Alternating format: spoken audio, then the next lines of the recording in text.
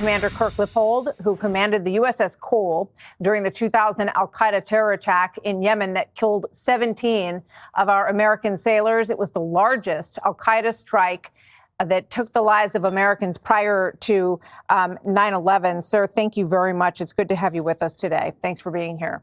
Thank you, Martha. So give us your reaction to what you just saw today in Qatar. What does it tell you about Iranian ability to retaliate, and where do you expect it to go from here? I think what you actually saw today, Martha, was a very calculated response on behalf of the Iranians to save face. The fact that they equate it to the number of bombs that were supposedly dropped, clearly that number is a mismatch, but nonetheless, that's what they are advertising, again, as Jennifer mentioned, for their domestic consumption to make it appear that they are responding against the great Satan and doing something. At this point, as well telegraphed as this attack was to the Qataris and to a lesser degree, even the United States, what we are seeing is calculation on behalf of the Iranians to say, okay, we've responded to the United States attack from this past weekend. Now we need to look for the off-ramp where we can work our way to the negotiating table and hopefully have those direct face-to-face talks to achieve two key objectives. Number one, to dismantle their nuclear program, and number two, give up all of the fissile material that we still don't know where it is tonight.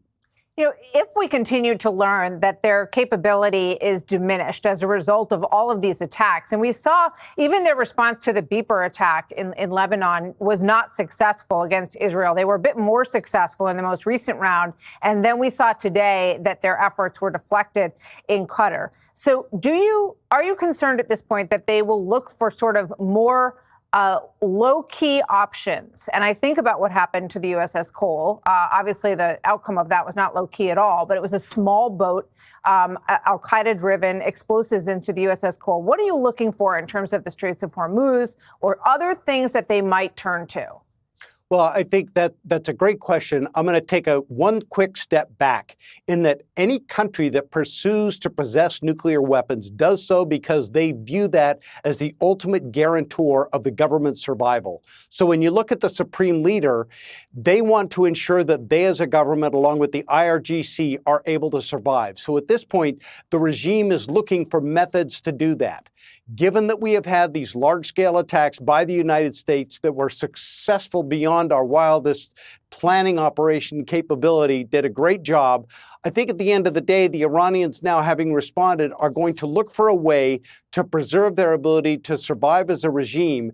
But if we keep shutting off avenues for them to survive along with the Israelis, then I have no doubt that the Iranians will turn to asymmetric warfare and they will attempt things not only around the world against U.S. national security interests, but quite possibly here at home, especially given the number of unknown Iranians that came across the southern border. So the threat remains. Iran is still dangerous. They should be considered through that light.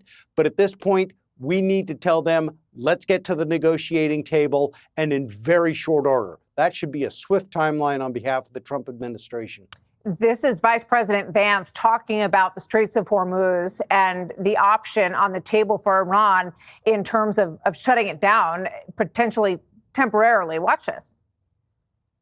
I think that would be suicidal, Kristen, for the Iranians themselves. I mean, their entire economy runs through the Strait of Hormuz. If they want to destroy their own economy and cause disruptions in the world, I think that would be their decision. But why would they do that? I don't think it makes any sense. It is their whole economy. 740,000 barrels go from Iran to China, essentially. Obviously, they're heavily sanctioned. They have literally not much anything other than that in their economy. Would they attempt to shut down the Straits of Hormuz? I think, Martha, that is a legitimate threat that exists out there. But Iran also knows, were they to do that, were they to disrupt the world's oil supply, that impacts not only the United States and the people that get oil from Iran, but it's all the countries in the world that rely on oil from throughout the Middle East. All those other nations, Saudi Arabia and others, would turn against Iran in a way that I think would be breathtaking. And you would have to see the strait opened. It would get opened by force, and what other military capability may even exist in the maritime domain. That's why President Trump very wisely took his time before these strikes to ensure that we had the naval assets in place to ensure that the Strait of Hormuz would remain open for the supply of oil to the world to keep the economies going. And even today, given that you're watching oil prices while rising slightly, are not near to the degree that they could. Yeah, I mean, there's a big indication in the oil markets right now that they think that the pressure on the safety of the world is easing up. And you're seeing that reflected in the oil markets, which is remarkable given the region that we're talking about here. Commander, thank you very much. Kirk Leopold, very good to have you here today, sir. Thank you, Martha. And that's how the world works when deterrence is properly exercised. Thank you. Thank you, sir.